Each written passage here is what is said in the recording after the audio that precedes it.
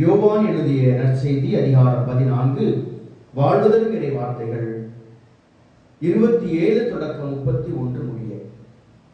அக்காலத்தில் இயேசு தம் சீடரை நோக்கி கூறியது, அமைதியை உங்களுக்கு விட்டுச் செல்கிறேன், என் அமைதியையே உங்களுக்கு அளிக்கிறேன். நான் உங்களுக்கு தரும் அமைதி உலகம் தரும் அமைதி போன்றது அல்ல.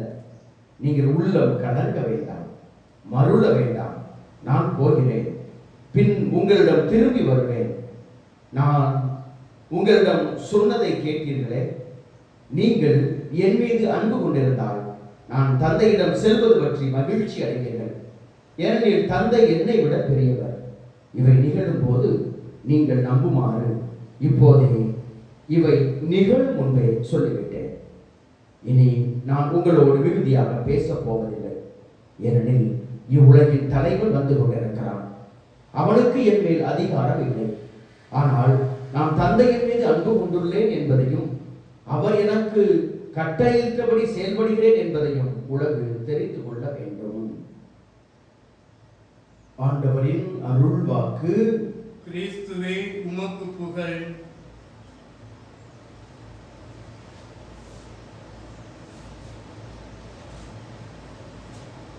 இயேசுவுக்கே புகழ், இயேசுவுக்கே புகழ், இயேசுவுக்கே நன்றி, இயேசுவுக்கே நன்றி, இயேசுவுக்கே மகிமை, இயேசுவுக்கே மகிமை, இயேசுவுக்கே ஆராதனை. இயேசுவுக்கே ஆராதனை. ஹalleluya, ஹalleluya, ஹalleluya, ஹalleluya. Praise the Lord, praise the Lord. மரியே வாழ்க, மரியே வாழ்க, மரியே வாழ்க. உயிர்த்த ஆண்டவரில் எனது அருமை பிள்ளைகளே, இந்த உலகத்திலே நாம் வாழ்ந்து கொண்டிருக்கிற ஒவ்வொருவருக்கும் அமைதியோடும் மகிழ்ச்சியோடும் நிம்மதியோடும் சமாதானத்தோடும் வாழ வேண்டும் என்றுதான் எல்லோரும் ஆசைப்படுகிறோம். நமது வாழ்க்கை ஒரு அமைதியான முறையில, பிரச்சனைகள் இல்லாமல், தொந்தரவுகள் இல்லாமல், தடைகள் இல்லாமல், வேதனைகள் இல்லாமல், துன்பங்கள் இல்லாமல், துயரங்கள் இல்லாமல், நோய்கள் இல்லாமல் நிம்மதியாக வாழ வேண்டும், அமைதியாக வாழ வேண்டும் என்றுதான் எல்லோரும் ஆசைப்படுகிறோம். ஆனால் இந்த உலகத்திலே நாம் வாழ்கிற இந்த வாழ்க்கையில நாம் எதிர்பார்க்கிற, நாம் விரும்புகிற அமைதியும் நிம்மதியான வாழ்க்கையும் நமக்கு கிடைப்பதில்லை. ஏனென்றால் இந்த உலகம் நமக்கு அமைதியையும் நிம்மதியையும் மகிழ்ச்சியையும் நிறைவையும் சமாதானத்தையும் சந்தோஷத்தையும் தந்துவிட முடியாது. இந்த உலகத்திலிருந்து நாம் எதிர்பார்க்கிற இந்த நன்மையான காரியங்கள் எதுவும் இந்த உலகத்திலிருந்து நமக்கு கிடைக்காது. ஏனென்றால் இந்த உலகம் நமக்கு பயத்தையும் அச்சத்தையும் எல்லா நேரங்களிலும் ஏதோ ஒரு விதமான கலக்கத்தையும், எங்கு பார்த்தாலும் போர்களும் வன்முறைகளும் நிறைந்த இந்த உலகம் அச்சத்தையும் பயத்தையுமே நமக்கு கொடுத்திருக்கிற இந்த உலகம் எதை செய்தாலும் எங்கு போனாலும் ஏமாற்றுகிற மனிதர்கள், எந்த இடத்திற்கு போனாலும் பயத்தோடு வாழ்கின்ற ஒரு சூழ்நிலை. தனியாக போனாலும், இரவில் போனாலும், அல்லது தொலைதூரத்தில் இருந்தாலும் இந்த பயமும் அச்சமும் இந்த உலகம் நமக்கு கொடுத்திருக்கிறது. ஒரு நிம்மதியற்ற வாழ்க்கையை கொடுத்திருக்கிறது, ஒரு நிலையற்ற வாழ்க்கையை கொடுத்திருக்கிறது. ஆனாலும் நாம் இந்த உலகத்தில் தான் இந்த அமைதியை தேடுகிறோம், இந்த உலகத்தில் தான் இந்த நிம்மதியை தேடுகிறோம், இந்த உலகத்தில் தான் நாம் எல்லா விதமான துன்பங்களும் துயரங்களும் வேதனைகளும் என்று நிம்மதியாக வாழ வேண்டும் என்று நினைக்கிறோம். அன்புக்குரியவர்களே, நாம் எதிர்பார்ப்பதில் தவறு அல்ல, ஆனால் எதிர்பார்க்கிற இடம்தான் தவறு. நாம் நிம்மதியோடும் மகிழ்ச்சியோடும் அமைதியோடும் சமாதானத்தோடும் சந்தோஷத்தோடும் பிரச்சனைகள் இல்லாமல் துன்பங்கள் இல்லாமல் வாழ வேண்டும் என்று எதிர்பார்ப்பது தவறு அல்ல, ஆனால் எதிர்பார்க்கிற இடம் தவறு. எதிர்பார்க்கிற இடம் தவறு, எதிர்பார்க்கிற மனிதர்கள் தவறு. அன்புக்குரியவர்களே, இந்த உலகம் தர முடியாத அமைதியை, இந்த உலகத்திலே இல்லாத அமைதியை, இந்த உலகத்திலே இல்லாத சந்தோஷத்தை, இந்த உலகத்திலே இல்லாத நிம்மதியை நாம் இந்த உலகத்திலே தேடுகிறோம். இந்த மனிதர்கள் நமக்கு தர முடியாத அமைதியை, இந்த மனிதர்கள் நமக்கு தர முடியாத சந்தோஷத்தை, இந்த மனிதர்கள் நமக்கு தர முடியாத ஆசீர்வாதத்தை, இந்த மனிதர்கள் நமக்கு தர முடியாத மகிழ்ச்சியை நாம் மனிதர்களிடத்திலே தேடுகிறோம். எனவேதான் நாம் அதிகமாக இந்த உலகத்திடமிருந்தும் மனிதனிடமிருந்தும் நாம் எதிர்பார்க்கிற பொழுது ஏமாற்றங்கள் நமக்கு அதிகமாக வருகிறது. இந்த மனிதர்கள் எனக்கு சந்தோஷத்தை தருவார்கள். இவர்கள் உறவு எனக்கு நிம்மதியை தரும். அல்லது இவர்களோடு இருந்தால் நான் மகிழ்ச்சியாக இருப்பேன், நிம்மதியாக இருப்பேன், சந்தோஷமாக இருப்பேன், ஒரு பாதுகாப்பாக இருப்பேன். என் வாழ்க்கையில எந்த பிரச்சனை இருக்காது, என் வாழ்க்கைக்கு இவர்கள் தான் என்று நாம் தேர்ந்தெடுக்கிறோமே, என்று நாம் ஒரு சிலரை நமது உறவாக நாம் நினைத்துக் கொண்டிருக்கிறோமே. நினைத்து பாருங்கள், அந்த உறவுகள் தான் உங்களை அதிகம் காயப்படுத்தும். அந்த உறவுகள் வழியாகத்தான் நீங்கள் அதிகம் துன்பங்களையும் துயரங்களையும் வேதனைகளையும் கஷ்டங்களையும் படுவீர்கள். ஒரு நாள் அதே உறவு உங்களை நினைக்க வைக்கும். ஏன் நான் இந்த மனிதனிடத்துல எனது வாழ்க்கையை கொடுத்தேன், அல்லது ஏன் இவரை என் கணவராக என் மனைவியாக நான் தேர்ந்தெடுத்தேன், அல்லது ஏன் இவரை என் நண்பராக தேர்ந்தெடுத்தேன், அல்லது ஏன் இவரை என் உறவாக தேர்ந்தெடுத்தேன் என்று எத்தனையோ நாட்கள் நினைக்க தோணும். என்றால் நாம் தவறான மனிதனிடத்துல நாம் நமது அமைதியையும் நிம்மதியையும் மகிழ்ச்சியையும் பாதுகாப்பையும் நாம் தேடிக்கொண்டிருக்கிறோம். எந்த உறவுகள் நம்மை பாதுகாக்கும், எந்த உறவுகள் நமக்கு தைரியமாய் இருக்கும், எந்த உறவுகள் நம்மோடு இருக்கும் என்று நாம் நினைக்கிறோமோ, ஒரு நாள் அதே உறவுகள் உங்களுக்கு உங்களுடைய வாழ்க்கையில துன்பங்களாக துயரங்களாக தலைவலியாக மாறிவிடும், தொந்தரவாக மாறிவிடும். ஏனென்றால் நீங்கள் எதிர்பார்க்கிற நிம்மதியும் அமைதியும் மகிழ்ச்சியும் சமாதானமும் சந்தோஷமும் பாதுகாப்பும் எந்த உறவுகளும் எந்த மனிதரும் உங்களுக்கு கொடுக்க முடியாது. எந்த மனிதரும் எல்லாம் எல்லாம் ஒரு நிலையற்றது, எல்லாம் ஒரு குறிப்பிட்ட காலத்திற்கானது, எல்லாம் ஏதோ ஒன்றை எதிர்பார்த்ததுதான். எல்லா உறவுகளும் ஏதாவது கிடைக்கும் என்ற ஒரு எதிர்பார்ப்பில் தான் உறவுகள் எல்லாம் அமைகிறது. அந்த எதிர்பார்ப்புகள் அது நிறைவேறாத பொழுது அது ஏமாற்றங்களாக மாறுகிறது. அந்த ஏமாற்றங்கள் நமது வாழ்க்கையிலே காயங்களை உருவாக்குகிறது. அதே போலத்தான் இந்த உலகத்திலே இல்லாத ஒன்றை, இந்த உலகம் கொடுக்க முடியாத ஒன்றை நாம் தேடிக்கொண்டிருக்கிறோம். இந்த உலகத்திலே நாம் நிம்மதியாக வாழ முடியும் என்று நினைக்கிறோம். அந்த நிம்மதியாக வாழ்வதற்கு நாம் ஓடி ஓடி உழைக்கிறோம். உழைத்து உழைத்து நமது உடலை நாம் வீணாக்கிக் கொள்கிறோம். இறுதியிலே நாம் நோய்வாய்ப்பட்டவர்களாக விழுந்து விடுகிறோம். எதற்காக நாம் ஓடி ஓடி உழைத்தோமோ, இறுதியிலே அதன் பயனை கூட நாம் அனுபவிக்க முடியாதவர்களாகத்தான் நாம் வாழ்ந்து கொண்டிருக்கிறோம். நம்மையே நாம் குடும்பத்திற்காக இறக்கிறோம், ஆனால் அதே குடும்பம் நம்மை தூக்கி எறிந்து விடுகிறதே. என் பிள்ளைகளுக்காக, என் பிள்ளைகள் எதிர்காலத்திற்காக நான் உழைக்கிறேன், நான் என்னையே தியாகம் செய்கிறேன் என்று எத்தனையோ பெற்றோர்கள் ஓடி ஓடி உழைத்துக் கொண்டிருக்கிறீர்களே. இறுதியிலே உங்களுடைய நிலைமை என்ன ஆகிறது? அதே பிள்ளைகள் நீங்கள் அன்பு செய்த, நீங்கள் உழைத்து உழைத்து ஓடாய் தேய்ந்து யாரை முன்னேற்ற வேண்டும், யாருக்காக சொத்து சேர்க்க வேண்டும் என்று நினைக்கிறோம், அதே பிள்ளைகள் உங்களை தூக்கி எறிகிறது, அதே பிள்ளைகள் உங்களை வெறுக்கிறது, அதே பிள்ளைகள் உங்களை உதாசீனப்படுத்துகிறது, அதே பிள்ளைகள் உங்களை காயப்படுத்துகிறது. இதுதான் உலகம் அன்புக்குரியவர்களே, இதுதான் வாழ்க்கை. யார் உங்களை பாதுகாப்பார்? ஒரு இடத்தை தேடி போகிறீர்கள், இந்த இடத்திலே நான் நிம்மதியாக இருப்பேன், அல்லது இந்த பணியிலே நிம்மதியாக இருப்பேன், இந்த வேலையிலே நிம்மதியாக இருப்பேன் என்று நாம் ஒரு சில வேலைகளை தேடி செல்கிறோம், ஒரு சில இடங்களை தேடி செல்கிறோம். கடைசியில அந்த இடங்கள் நமது வீழ்ச்சிக்கு காரணமாகவும், அல்லது அந்த இடங்கள் நமது வாழ்க்கையின் பிரச்சனைக்கு காரணமாகவும் மாறிவிடுகிறதே. ஒரு சில தொழில்கள், ஒரு சில வேலைகள் இது எனக்கு நிம்மதியாக பாதுகாப்பாக இருக்கும் என்று நாம் பல்வேறு விதமான கற்பனைகளிலே ஒரு சில வேலைகளை தேர்ந்தெடுக்கிறோம், ஒரு சில பணியை தேர்ந்தெடுக்கிறோம், ஒரு சில தொழிலை தேர்ந்தெடுக்கிறோம். இறுதியிலே அந்த தொழில்கள் நமக்கு கைகூடாத பொழுது அந்த தொழில்களே நமக்கு பிரச்சனையாக மாறுவதை நாம் பார்த்திருக்கிறோமே.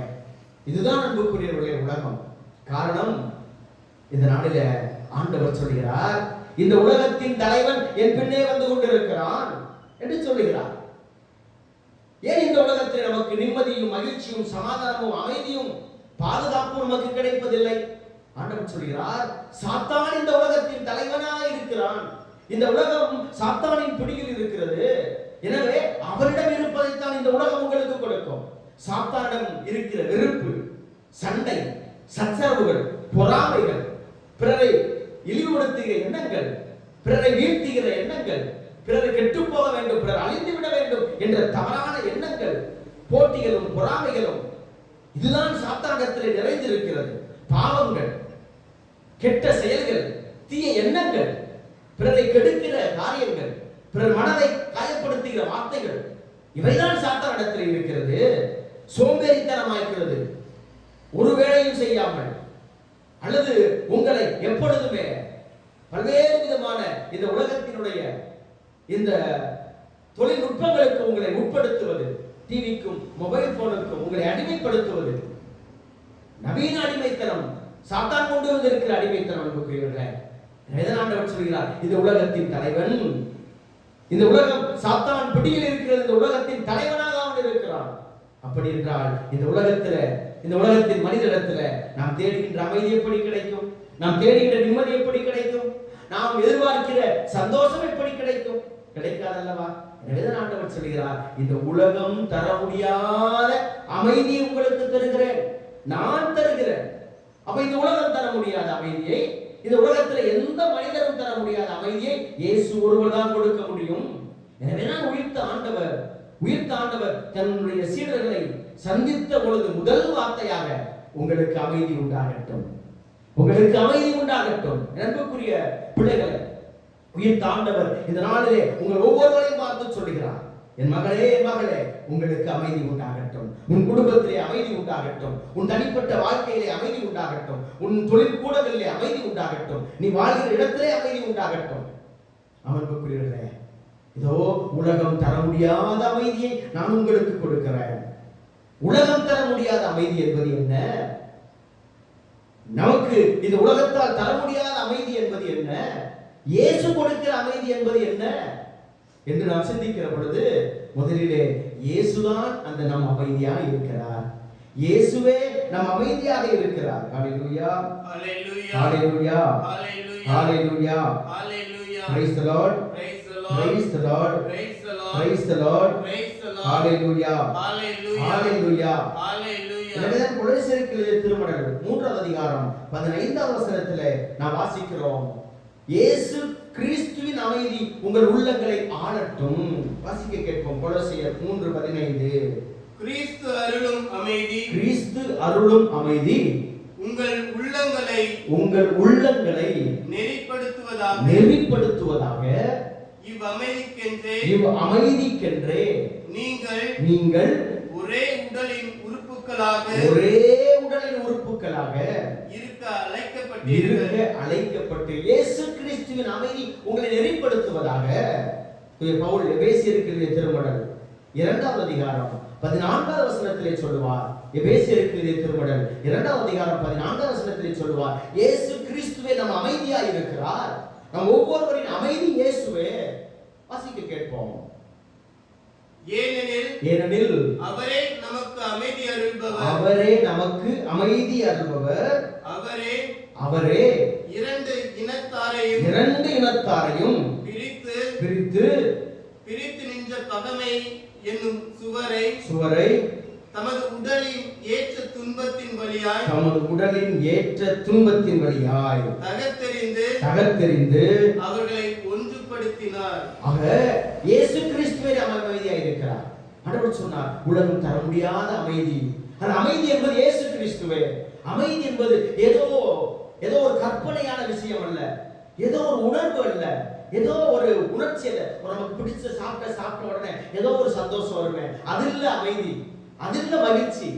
நம்ம விரும்பின ஒரு மனுஷரை பார்த்த உடனே அல்லது நம்ம ஆசைப்பட்டவங்கள்ட்ட பேசின உடனே ஒரு உள்ளுக்குள்ள ஏதோ ஒரு அமைதி, ஒரு மகிழ்ச்சி, ஒரு சந்தோஷம் வருமே, அது அல்ல. அல்லது நமக்கு பிடித்த இடத்துல நாம் இருக்கிற பொழுது நமக்குள்ளே நாம் நிம்மதியா இருக்கிறேன், அப்பா ஒரு குறை இல்லாம இருக்க நினைக்கிறோம், அதே இல்ல. அமைதி என்பது ஒரு உணர்வோ ஒரு உணர்ச்சியோ அல்லது வந்து போகிற ஒரு காரியம் அல்ல. அமைதி என்பது இயேசு கிறிஸ்து. அமைதி என்பது இயேசு கிறிஸ்து என்ற இறைவனை நாம் மையமாக கொண்டிருக்கிற பொழுது, இயேசு கிறிஸ்துவை நாம் உள்ளத்திலே கொண்டிருக்கிற பொழுது நமக்கு கிடைப்பதுதான் அந்த அமைதி. அமைதி என்பது இயேசு கிறிஸ்து. அப்ப அவர் கொடுத்த அமைதி என்பது என்ன? தூய ஆவியானவர். இயேசு சொல்கிறார், உலகம் தர முடியாத அமைதி உங்களுக்கு தருகிறேன் என்று சொன்னால், அவர் தருகிற அமைதி என்பது ஆவியானவர்.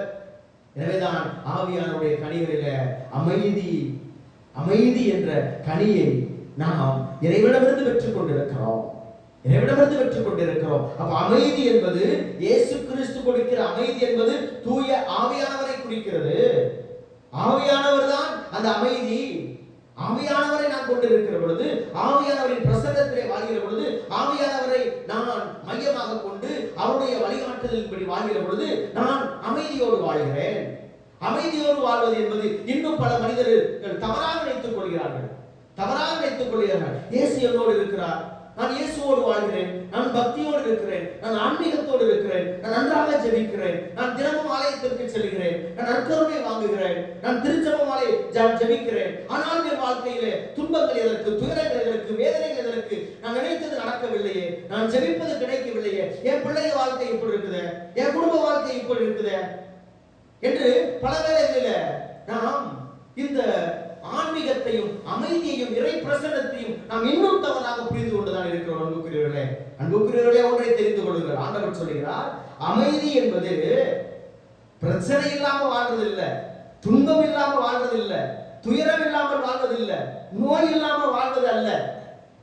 இவையெல்லாம் நமக்கு இந்த உலகத்திலிருந்து கொடுக்கப்படும். ஆனாலும் தைரியமாக விசுவாசத்தோடு இந்த வாழ்வை எதிர்கொண்டு நாம் வாழ்கிறோமே.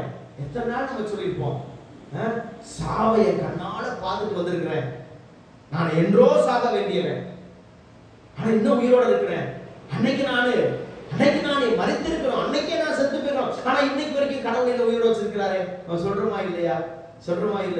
அன்புக்குரியவர்களே, அதுதான் கடவுளுடைய அந்த அமைதியின் பிரசன்னமான ஆவியானவர். அந்த ஆவியானவர் என்னோடு இருப்பதால் தான் எத்தனை துன்பங்கள், எத்தனை துயரங்கள், எத்தனை வேதனைகள், எத்தனை நோய்கள், எவ்வளவு வறுமை வந்தால் கூட நாம் இன்று உயிரோடு வாழ்கிறோமே. நம்ம குடும்பத்தில் எவ்வளவு பிரச்சனை இருக்குது, எவ்வளவு கடன் பிரச்சனைகள் இருக்குது. ஒரு சிலருடைய கடன் பிரச்சனை கேட்கிற பொழுது தலை சுற்றும். 15 லட்சம் 20 லட்சம் கடன் இருக்கிறது என்று சொல்லுவார்கள். ஆனாலும் நாம் ஒவ்வொரு நாளும் உணவு உண்கொள்கிறோமே. எத்தனை நாளும் அத்தனை கடன் தொல்லையிலும், அத்தனை பிரச்சனைகளும், அத்தனை நோய்களிலும் நாம் வாழ்ந்து கொண்டுதானே இருக்கிறோம். காரணம் என்ன? நம்மை அவர் வாழச் செய்கிறார். உயிரோடு வாழ்கிற இயேசு நம்மை, அவரது ஆவியானவரை நமக்குள் கொடுத்து நம்மை வாழச் செய்கிறார். அவருடைய ஆவியானவர் நமக்குள் இருப்பதால் தான் நாம் வாழ்ந்து கொண்டிருக்கிறோம். அன்புக்குரியவர்களே, எனவேதான் இன்றைய முதல் வாசகத்துல பவுல் என்ன சொல்றாரு? பல்வேறு விதமான துன்பங்கள் வழியாகத்தான் நீங்கள் இறை ஆட்சிக்குள்ளே நீங்கள் நுழைய முடியும். திருத்தூதர் பணி 14:22 இன்று பவுல் சொல்கிறார், பல்வேறு விதமான துன்பங்கள், பல்வேறு விதமான துயரங்கள் வழியாகத்தான் இறை ஆட்சிக்குள்ளே நாம் நுழைய முடியும். அப்ப இறை ஆட்சியை, விண்ணக ஆட்சியை, விண்ணகத்தை, மோட்சத்தை நான் சொந்தமாக்கிக் கொள்ள வேண்டும் என்றால் என் வாழ்க்கையில துன்பங்கள், துயரங்கள், வேதனைகள், அவமானங்கள், புறக்கணிப்புகள் எல்லாம் வரும். எதற்காக? இயேசுவுக்காய் நான் வாழ்கிறேன் என்பதற்காக, அவர் எனக்குள் வாழ்கிறார் என்பதற்காக, நான் அவருக்குள் வாழ்கிறேன் என்பதற்காக இத்தகைய துன்பங்களும், துயரங்களும், வேதனைகளும், அவமானங்களும், நோய்களும் வந்துதான் ஆகும். பவுலை அவர்கள் கல்லால் எறிகிறாங்க, செத்து போயிட்டாரு அப்படின்னு போட்டுட்டு போயிடுறாங்க. நாம் நேற்று வாசிக்க கேட்டோம், பவுல் அவரை அவருடைய அந்த இடத்திலிருந்து விரட்டி விட்டார்கள், அவரை அடித்தார்கள், சாட்டையால் அடித்தார்கள். இன்னைக்கு கல்லால் எறினாங்க. திருத்தூதர்களும் சீடர்களும் உடத்துல துன்புறுத்தப்படுறாங்க, எனவே வேற இடத்துக்கு ஓடி போறாங்க. பவுல் சொல்றார், அத்தனை துன்பங்களையும் வேதனைகளையும் அனுபவித்தவர் சொல்றாரு, இந்த துன்பங்கள், வேதனைகள் வழியாகத்தான் நீங்கள் இறை ஆட்சியை சொந்தமாக்க முடியும். அப்ப அமைதி என்பது பிரச்சனை இல்லாத வாழ்க்கை அல்ல, அமைதி என்பது நோய் இல்லாத வாழ்க்கை அல்ல, அமைதி என்பது கஷ்டங்கள் இல்லாத வாழ்க்கை அல்ல. அது தவறான அமைதி. கஷ்டம் இல்லாம, நோய் இல்லாம, பிரச்சனை இல்லாம, எந்த கவலை இல்லாம நான் வாழணும் அப்படின்னு நீங்க நினைச்சீங்கன்னா அது தவறான அமைதி. அது தவறான அமைதி. எத்தனை கஷ்டங்கள், வேதனைகள், துன்பங்கள், துயரங்கள் வந்தாலும் அதை தாங்கிக் கொள்ள, அதை எதிர்த்து நின்று நான் வெற்றி கொண்டு என் வாழ்க்கையிலே நான் முன்னே செல்ல, இயேசுவுக்காய் சாட்சியாய் வாழ ஆவியானவர் எனக்குள் இருக்கிறார், பரிசுத்த ஆவியானவரின் துணை என்னோடு இருக்கிறது என்று நாம் நினைத்து வாழ்கிறோமே, அதுதான் அமைதி. எத்தனை துன்பங்கள், நோய்கள் மத்தியிலும், பிரச்சனைகள் மத்தியிலும், கஷ்டங்கள் மத்தியிலும் நாம் கடவுளுக்காக விசுவாசத்தோடு வாழ்கிறோமே, அதுதான் உண்மையான அமைதியான வாழ்க்கை. அன்புக்குரியவர்களே, கோயிலுக்கு டெய்லி போறாங்க, பக்தியா இருக்கிறாங்க, கடவுளுக்காகவே இருக்கிறாங்க. ஈவன் அவங்க வீட்டுல ஒரு குருவானவர் இருக்கிறாங்க, சிஸ்டர் இருக்கிறாங்க. ஆனா பாருங்க அவங்க குடும்பம் எப்படி இருக்குது. கடவுள் ஓடுறவங்க வாழ்க்கை எப்படி இருக்கு பாருங்க என்று எத்தனை பேர் சொல்ல கேள்விப்பட்டிருக்கிறீர்களே. அன்புக்குரியவர்களே, கடவுளுக்காக வாழ்ந்தால், இயேசுவுக்காக நீங்க வாழ்ந்தால், இறை விசுவாசத்திற்காக வாழ்ந்தால் இவையெல்லாம் நீங்கள் சந்தித்துத்தான் ஆக வேண்டும். ஆனால் நீங்கள் ஆழமான வேரை கொண்ட ஒரு வாழ்க்கையாக இருக்கிறீர்கள். இயேசு கிறிஸ்து உங்கள் வாழ்க்கையின் அடித்தளமாக வேறாக இருக்கிறார் என்பதை நீங்கள் மறந்து விடாதீர்கள். இத்தகைய கஷ்டங்கள் கவலைகள் மத்தியிலும் உங்கள் விசுவாசத்தோடு நீங்கள் வாழ்கிறீர்கள் என்றால், இயேசுவுக்காக வாழ்கிறீர்கள் என்றால், நீங்கள் இயேசு என்ற பாறை மீது கட்டப்பட்டிருக்கிறீர்கள். உங்களுக்குள்ளே ஆவியானவர் என்ற அமைதியின் ஆவியானவர் குடியிருக்கிறார். ஆனால் மகிழ்ச்சியா, நிம்மதியா, சந்தோஷமா வாழ்றோம். கடவுளை தேடாதவர்கள், கடவுளை விசுவசிக்காதவர்கள், ஆலயத்திற்கு செல்லாதவர்கள், ஜெபிக்காதவர்கள் நல்லா இருக்கிறாங்க. அவங்க வாழ்க்கையில ஒண்ணும் நடக்க மாட்டேங்குது. நம்ம கோயிலுக்கு போய் என்ன பயன் அப்படின்னு நம்ம நினைக்கிறோமே. அன்புக்குரியவர்களே, அவர்கள் ஒரு பதரை போன்றவர்கள். ஒரு சிறிய காற்றடித்தால் போதும், வாழ்க்கை ஒரு செகண்ட் இல்லாம போயிடும். எத்தனையோ பணக்கார பார்த்திருக்கிறோமே, எத்தனையோ கோடீஸ்வரர்கள் நம்ம கண்ணால பார்த்திருக்கிறோமே. ஒரு நிமிடத்தில், ஒரு நாளிலே அவர்கள் வாழ்க்கை மாறி போனதை பார்த்திருக்கிறோமே. அதுதான் அன்புக்குரியவருடைய வாழ்க்கை, அதுதான் வாழ்க்கை. கடவுளை தேடாதவர்கள் நல்லா இருக்கிறாங்க, கோயிலுக்கு போகாத நல்லா இருக்கிறாங்க, பக்தி இல்லாத நல்லா இருக்கிறாங்க, கடவுளை நம்பாத நல்லா இருக்காங்க, பாவம் செய்யறவங்க நல்லா இருக்காங்க. அப்படி நம்ம கண்ணு முன்னாடி பார்த்து அவங்கள பார்த்து நம்ம பல நேரத்தில் வேதனைப்படுறோம்ல. அவர்கள் மணல் மீது தங்கள் வீட்டை கட்டி இருக்கிறார்கள். அவர்களுக்குள்ளே இறை பிரசன்னம் இருப்பதில்லை. ஒரு சின்ன பிரச்சனை, ஒரு சின்ன துன்பம் வந்தாலும் அவர்கள் வீழ்ந்து விடுவார்கள். படுகொலியிலே வீழ்ந்தால் அவர்கள் ஒருபோதும் எழுந்திருக்க முடியாது. எனவேதான் தூய பவுல் சொல்லுகிறார், 2 கொரிந்தியர் 2 தீமோத்தேயு 2ஆம் அதிகாரம் 10ஆம் வசனத்துல, 2 தீமோத்தேயு 2:10 சொல்வாரு, இத்தகைய நீங்கள் விசுவாசத்திலே நம்பிக்கையிலே வளர வேண்டும் என்பதற்காகத்தான் நான் இத்தனை வேதனைகளையும் துன்பங்களையும் நான் உங்களுக்காக இதை ஏற்றுக்கொள்கிறேன். காரணம், நீங்கள் கிறிஸ்துவுக்குள் வளர வேண்டும், கிறிஸ்துவின் அமைதிக்குள்ளே நீங்கள் வளர வேண்டும். 2 தீமோத்தேயு 2:10 வாசிக்க கேட்போம். தேர்ந்து கொள்ளப்பட்டவர்கள் மீட்பையும் அதனோடு இணைந்த என்றுமுள்ள மாட்சியையும் கிறிஸ்து இயேசு வழியாக அடையுமாறு அனைத்தையும் பொறுத்துக் கொள்கிறேன். அனைத்தையும் கிறிஸ்துவின் மாட்சியை நான் அடையுமாறு அனைத்தையும் பொறுத்துக் கொள்கிறேன். அவருடைய மாட்சி எனக்குள் இருக்கிறது. அவருடைய மாட்சியை நான் பெற வேண்டும் என்றால் இந்த துன்பங்கள், துயரங்கள், வேதனைகள். பேதுரு 1 பேதுரு 1ஆம் அதிகாரம் 6ஆம் வசனத்திலே சொல்லுவார், உங்களுடைய துன்ப துயர நேரத்திலே நீங்கள் மகிழ்ச்சியாயிருங்கள். Rejoice in your suffering. என்று சொல்லுவார். 1 பேதுரு 1:6. இப்பொழுது சிறிது காலம் நீங்கள் பல்வகை சோதனைகளால் துயருற வேண்டி இருப்பினும் அந்நாட்களிலே வேறுவகை கொள்வீர்கள். Praise the Lord. இப்ப நீங்க ஒரு சில துன்பங்கள், துயரங்களை நீங்க அனுபவிக்கலாம். ஆனால் அந்நாட்களிலே நீங்கள் பேர் வகை கொள்வீர்கள். என்னால் என்று நான் நினைக்கலாம். எப்ப என் துன்பம் முடியும், எப்ப என் பிரச்சனை முடியும், எப்ப என் கஷ்டம் முடியும் நினைக்கிறீங்களே. இந்த உலகத்தில் இருக்கிறவரை அது முடியாது. அன்புக்குரியவர்களே, ஒன்றை நினைத்து வைத்துக் கொள்ளுங்கள். அப்ப எப்ப அந்த நாள் என்பது என்ன? நான் விண்ணகத்திற்கு செல்கிற நாள், நான் மோட்சத்துக்கு போகிற நாள். தந்தையோடும் மகனோடும் தூய ஆவியோடும் அனைத்து புனிதர்களோடும் எல்லாவற்றிற்கும் மேலாக நம் தாய் அன்னை மரியாதோடும் நாம் இணைந்து தந்தையின் திரு பிரசன்னத்திலே நாம் வாழ்கிறோமே. அந்த நாள், அதுதான் மகிமையின் நாள். அந்த நாள் வரை நாம் துன்பப்பட வேண்டும், துயரப்பட வேண்டும். தொடர்ந்து சொல்லுவார் 1 பேதுரு 5ஆம் அதிகாரம் 10வது திருவசனத்துல சொல்லுவார், இந்த சிறிய துன்பங்கள் ஒரு குறிப்பிட்ட நாள் வரை தான். 5:10 1 பேதுரு 5:10 வாசிக்க கேட்போம். எல்லா அருளும் நிறைந்த கடவுள் இயேசு கிறிஸ்துவுக்குள் என்றும் நிலைக்கும் தம் ஆட்சியில் பங்கு கொள்ள உங்களை அழைத்திருக்கிறார். சிறிது கால துன்பங்களுக்கு பின் அவர் உங்களை சீர்படுத்தி சிறிது கால துன்பத்திற்கு பின், துயரத்திற்கு பின் அவர் உங்களை சீர்படுத்தி, உறுதிப்படுத்தி, வலுப்படுத்தி நிலைநிறுத்துவார். சீர்படுத்துவார், உறுதிப்படுத்துவார், வலுப்படுத்துவார். சீர்படுத்துவார், உறுதிப்படுத்துவார், வலுப்படுத்துவார். அமர்வுகிறவர்களே, சாத்தான் எவையெல்லாம் நம் வாழ்க்கையை சீரழித்தானோ அதையெல்லாம் அவர் சீர்படுத்துவார். சாத்தான் எதை கொண்டு வந்து நமது வாழ்க்கையை பலவீனப்படுத்தினானோ, நாம் எதிலே பலவீனப்பட்டிருக்கிறோமோ அதையெல்லாம் அவர் உறுதிப்படுத்துவார். சீர்படுத்துவார், உறுதிப்படுத்துவார். நாம் எவற்றிலெல்லாம் நாம் சோர்ந்து போய் இனிமேல் நம்மால் ஆகாது, இனிமேல் நடக்காது என்ற ஒரு நம்பிக்கையற்ற சூழ்நிலையை சாத்தான் எந்தெந்த காரியங்களிலே கொண்டு வந்தானோ அந்த காரியங்களிலே நம்மை வலுவாக்குவார்.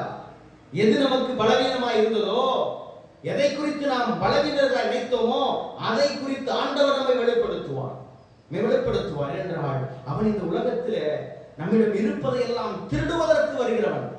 யோவான் நற்செய்தி 10வது அதிகாரம் 10வது வசனத்திலே ஆண்டவர் மிக தெளிவாக சொல்கிறார்.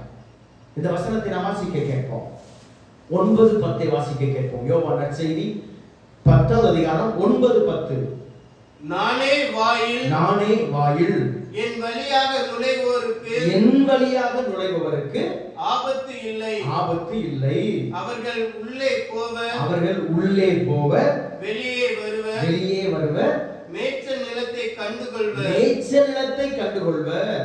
திருடுவதற்கும், நன்றாக கவனியுங்கள், சாத்தான் இந்த உலகத்தின் தலைவன், இந்த உலகத்தில் இருக்கிறவன். எதற்காக இந்த உலகத்தில் இருக்கிறான் என்றால் திருடுவதற்கும், கொல்வதற்கும், அழிப்பதற்குமே என்று. அப்ப திருடுதல், கொல்லுதல், அழிப்பதல். அப்ப சாத்தானுடைய 3 வேலைகள் என்ன? திருடுதல், கொல்லுதல், அழித்தல். கடவுளுடைய 3 வேலைகள் என்ன? சீர்படுத்துதல், உறுதிப்படுத்துதல், வலுப்படுத்துதல். சாத்தான் அவன் முதலில் திருட வருவான். கடவுள் கொடுத்த ஆசீர்வாதங்களை, நிம்மதியை, மகிழ்ச்சியை, சந்தோஷத்தை, சமாதானத்தை, புனிதத்தை அவன் திருட வருவான். அப்ப அவன் வேலை திருடுவது. கடவுள் கொடுத்ததை திருடி இந்த உலகத்திலே அவன் வைத்திருப்பதை கொடுப்பது. திருட வருவான். அவன் திருடுவதற்கும், இரண்டாவதாக கொல்லுவதற்கு. அப்ப நமது வாழ்க்கையில ஒரு சில காரியங்களை உறவுகளை கொல்லுவான், அல்லது ஒரு சில தொழில்களிலே அவன் கொல்லுவான். பல்வேறு விதமான சூழ்நிலைகளிலே நாம் இறப்பை சந்திக்க வேண்டியிருக்கும். மூன்றாவதாக அழித்தல், ஆன்மாவை அழித்து அவன் வருவான், அவன் கொல்லுவான், அவன் திருடுவான், கொல்லுவான், அழிப்பான். இதான் சாத்தானுடைய 3 வேலை. திருடுதல், கொல்லுதல், அழித்தல். கடவுள் என்ன செய்றாரு? அவர் சீர்படுத்துவார், உறுதிப்படுத்துவார், வலுப்படுத்துவார். சாத்தான் அவன் என்னை ஒன்றும் தொட முடியாது. இன்னைக்கு ஆண்டவர் சொல்றாரு, இந்த உலகத்தின் தலைவன் என் பின்னே வந்து கொண்டிருக்கிறான்.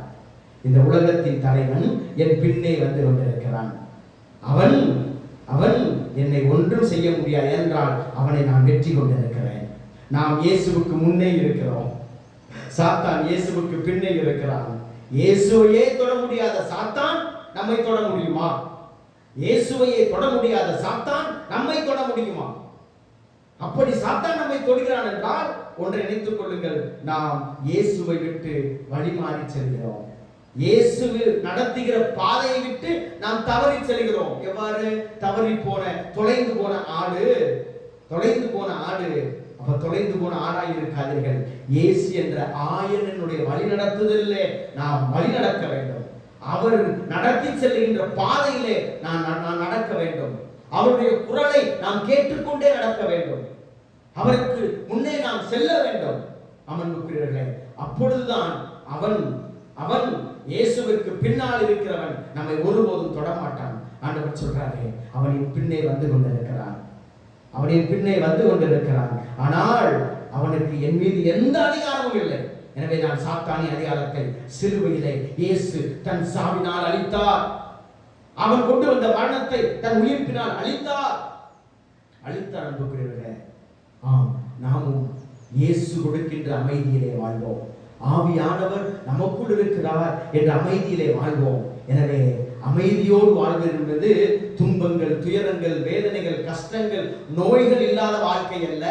இவைகள் இருந்தும் இவைகள் மத்தியிலும் நான் விசுவாசத்தோடு இயேசுவுக்கு சாட்சியாய், உயிர்த்த ஆண்டவருக்கு சாட்சியாய் வாழ்வதுதான் உண்மையான அமைதி. அமைதி என்பது ஏதோ ஒரு உணர்வோ, ஏதோ ஒரு உணர்ச்சியோ, ஏதோ வந்து போகிற ஒரு நிகழ்வோ அல்ல. மாறாக அமைதி என்பது ஆண்டவர் இயேசு கிறிஸ்து.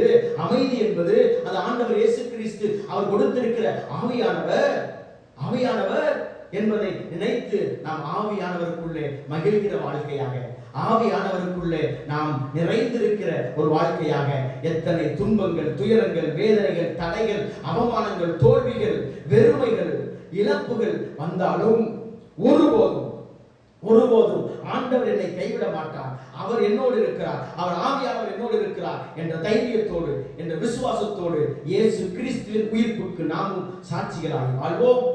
இறை அமைதி உங்கள் ஒவ்வொருவர் உள்ளங்களிலும் இல்லங்களிலும் குடிகொள்ளட்டும். ஆமென்.